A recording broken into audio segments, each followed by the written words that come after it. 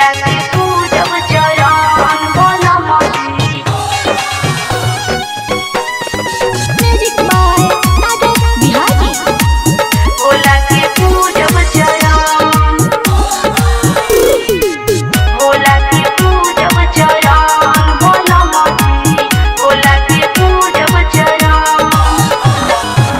सुना ये धनिया मानो बचनिया, भोला के दुआरी चलो करके दर्शनिया। भोला के दुआरी चलो करके दर्शनिया।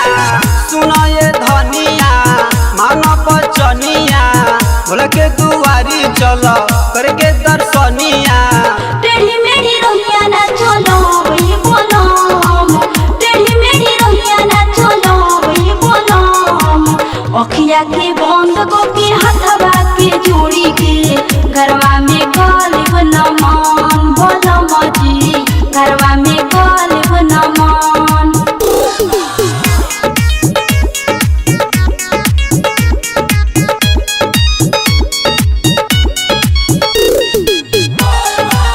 भोला के पूजब चरण भोला मोती।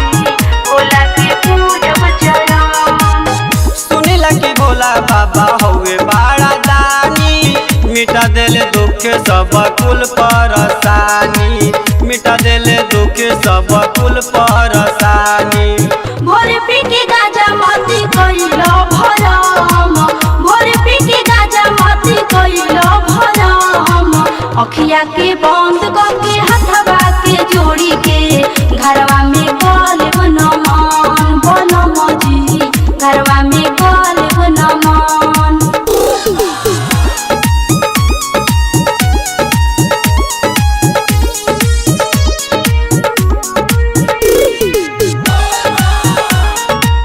भोला के पूजब चरण भोला मोती। देखो धनी कांवर लेके जाता गाँव सहरिया, केहू मिर्गा छाला पहनले केहू गेरुआ सड़िया। केहू मिर्गा छाला पहनले केहू गेरुआ सड़िया। सज के सवर के तू बन जाना बम, सज के सवर के तू बन जाना बम। गेरुआ सजा के कांवर उठा के, धीरे धीरे छोड़ा शरम ये धनी हो, धीरे धीरे छोड़ा शरम।